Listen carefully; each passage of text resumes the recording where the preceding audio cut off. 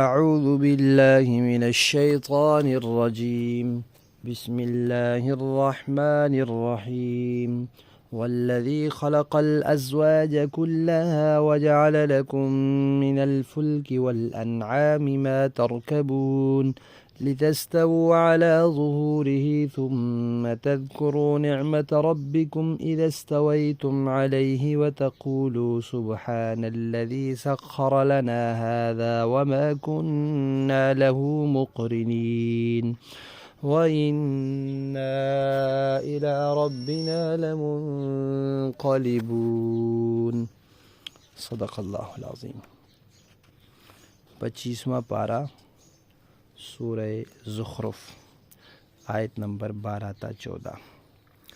ان آیات میں وہ مشہور دعا آئی ہے جو سفر سے متعلق ہمیں سکھلائی گئی ہے۔ پہلی آیت میں تو اللہ تعالیٰ نے یہ تذکرہ کیا کہ اللہ تعالیٰ نے ہی یہ ہر قسم کی چیزیں، کشتیاں اور جانور پیدا کیے ہیں جن جانوروں پر تم سواری کرتے ہو۔ فرمایا جب تم ٹھیک ہو کر سواری کی پیٹھ پر بیٹھ جاؤ تو پھر اللہ کا احسان یاد کرو کہ اللہ نے تم پر یہ احسان کیا ہے، اور پھر اللہ کی پاکی بیان کرو۔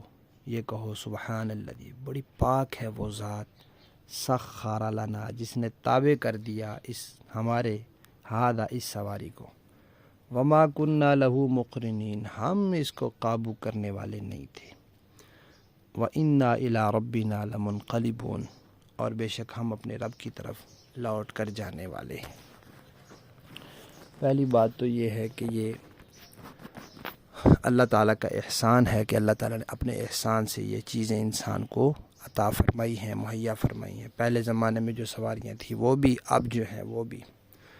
دوسری بات یہ ہے کہ ان چیزوں کے اندر اتنی طاقت ہوتی ہے، انسان کی طاقت اس کے مقابلے میں کیا چیز ہے۔ ایک گاڑی آ رہی ہو، انسان اپنی طاقت سے اس کو روک سکتا ہے؟ نہیں روک سکتا۔ یعنی گاڑی آ رہی ہے، سامنے سے کھڑے ہو کر ہاتھ دے کر اس کو روکے، نہیں روک سکتا۔ گاڑی کے مقابلے نیچے آ جائے گا انسان تو نہیں روک سکتا۔ گاڑی نہیں روک سکتا تو ہوائی جہاز کہاں روک سکتا ہے، بڑی چیزیں کو کہاں روک سکتا ہے۔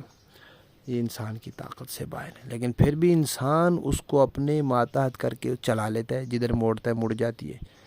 گاڑی کی بریک فیل ہو جائے انسان کچھ نہیں کر سکتا، جہاز گڑبڑا جائے اس کا انجن فیل ہو جائے کچھ نہیں کر سکتا۔ تو یہ اللہ نے مسخر کیے ہیں۔ پہلے زمانے میں بڑے بڑے اونٹ اور گھوڑے اتنے طاقتور اللہ نے مسخر کیے ہیں، اس لیے اللہ کا شکر ادا کرنا ہے، اور یہ یاد رکھنا ہے کہ واپس اللہ کے پاس جانا ہے۔ تو انسان کو جو نعمت اللہ تعالیٰ دیتے ہیں، انسان اس کو جائز طریقے سے حاصل کرے، پھر اس کا استعمال بھی جائز طریقے پر کرے۔ تیسرا یہ کہ اس نعمت کا شکر ادا کرے، کیونکہ اللہ کے پاس جانا ہے تو پھر اللہ تعالیٰ نے نعمتوں کے بارے میں انسان سے پوچھنا ہے۔ اللہ تعالیٰ ہمیں اپنی نعمتوں کی قدردانی کی توفیق عطا فرمائے۔ بسم اللہ الرحمن الرحیم، نحمدہ ونصلی علی رسولہ الکریم، اما بعد۔ کھانے کے آداب سے متعلق نبی کریم صلی اللہ علیہ وسلم کے کچھ مزید ارشادات ہیں۔ آپ صلی اللہ علیہ وسلم نے فرمایا کہ جمع ہو کر کھایا کرو، مل کر کھایا کرو، کھاتے وقت الگ الگ نہ ہوا کرو، کیونکہ برکت جماعت کے ساتھ ہے، تو مل کر کھانا چاہیے۔ اگر ممکن ہو نظام الاوقات میں تو ہمارے ہاں ہے الحمدللہ، گھر والے مل کر کھاتے ہیں۔ ہمارے دیار میں لوگ کوشش کرتے ہیں کہ کھانا ایک کٹھے دسترخوان پر کھائیں۔ اور آپ صلی اللہ علیہ وسلم نے فرمایا کہ میں تکیہ لگا کر نہیں کھاتا، بلا وجہ کوئی عذر نہ ہو تو ٹیک لگا کر کھانا نہیں کھانا چاہیے، بلکہ آگے کو جھک کر کھانا چاہیے۔ آپ صلی اللہ علیہ وسلم نے فرمایا میں ایسے کھاتا ہوں جیسے غلام کھاتا ہے، ایسے بیٹھتا ہوں جیسے غلام بیٹھتا ہے۔ میں بھی اللہ کا غلام ہوں، اللہ کا بندہ ہوں، اور بندے کی شان نہیں ہے کہ وہ تکبر کرے، تکبر انسان کی شان نہیں ہے۔ حضور نے فرمایا میں عاجزی کے ساتھ انکساری کے ساتھ بیٹھ کے کھاتا ہوں۔ اسی طرح برتن صاف کرنے کا بھی حکم فرمایا کہ کسی نے پیالے میں کھایا، پھر اس کو اچھی طرح صاف کر لیا انگلی سے، تو وہ پیالہ اسے دعا دیتا ہے اور کہتا ہے اللہ تجھے دوزخ سے آزاد رکھے جیسے تو نے مجھے شیطان سے آزاد رکھا۔ کچھ نہ کچھ بچا دیتا تو شیطان پھر وہ کھاتا۔ اور ایک حدیث میں ہے کہ پیالہ اس کے لیے استغفار کرتا ہے۔ اور ایک مقام پر فرمایا کہ جب کھانا کھانے لگو تو اپنے جوتے اتار دیا کرو۔ تو جوتے اتار دینے سے فرمایا کہ تمہارے پاؤں کو راحت ملے گی، تو جوتے اتار کر کھانا کھانا چاہیے۔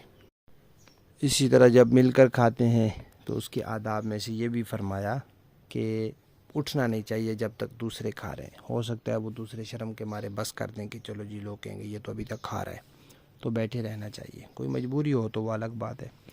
اسی طرح کھانے کے شروع میں بسم اللہ کہنی چاہیے، بھول جائیں تو درمیان میں کہہ لیں بسم اللہ اولہ و آخرہ، آخر میں بھی یاد ہے، ایک لقمہ پہلے بھی یاد آتا ہے تو اس وقت بھی کہہ لیں۔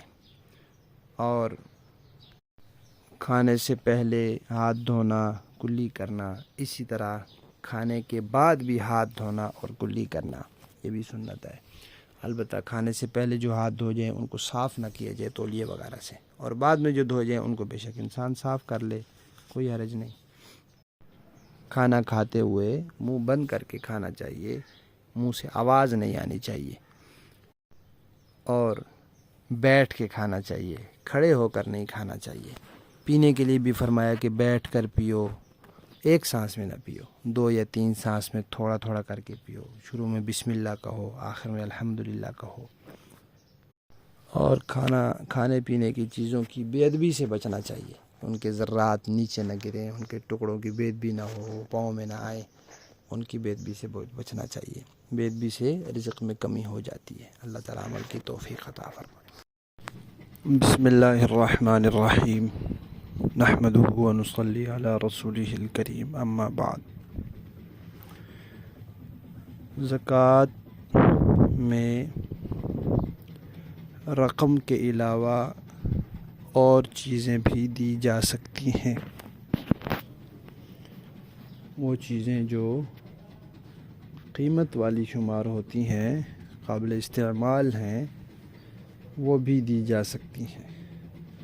مثلاً کسی کے کپڑے کی دکان ہے اور وہ اپنی زکوٰۃ میں کپڑا ہی دیتا ہے تو دے سکتا ہے۔ جوتے کی دکان ہے، زکوٰۃ میں جوتے دیتا ہے۔ کتابوں کی دکان ہے، زکوٰۃ میں کتابیں دینا چاہتا ہے تو دے سکتا ہے۔ حساب کر لے کہ اس وقت مجھ پر کتنی زکوٰۃ بنتی ہے، اور اتنی قیمت کی کتابیں، اتنی قیمت کے کپڑے یا جو بھی چیز، لیکن یہ یاد رکھنا چاہیے کہ جو بھی چیز ہوگی اس کا دوسرے کو مالک بنانا ضروری ہے۔ آپ کتابیں لے کر مدرسے میں دیں کہ کتابیں مدرسے کے تصرف اور اختیار میں رہیں اور مدرسے کے قبضے میں رہیں، اور طلباء یا طالبات صرف ان سے پڑھتے رہیں، تو آپ نے اس کتاب کا کسی کو مالک نہیں بنایا، کیونکہ مدرسہ کسی کی ملکیت میں نہیں ہے، اور مدرسے کی جو چیزیں ہوتی ہیں وہ وقف ہوتی ہیں، وہ کسی کی ملکیت نہیں ہوتی، اس لیے وہاں زکوٰۃ نہیں لگ سکتی۔ کسی طالب علم کو دے دیں، اس کی ملکیت ہو جائے اور وہ مستحق ہو تو پھر زکوٰۃ ادا ہوگی۔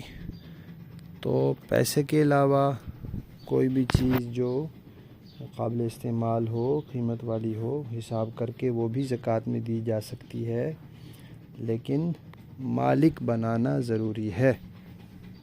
اور کوشش یہ کرنی چاہیے کہ زکوٰۃ، کیونکہ اللہ کی رضا کے لیے، اللہ کے حکم پر دی جا رہی ہے، اس لیے اس میں اچھی چیز دی جائے، گھٹیا اور بالکل خراب اور گلی سڑی اور ایسی چیزیں نہ دی جائیں جو خود انسان استعمال کرنا پسند نہیں کرتا۔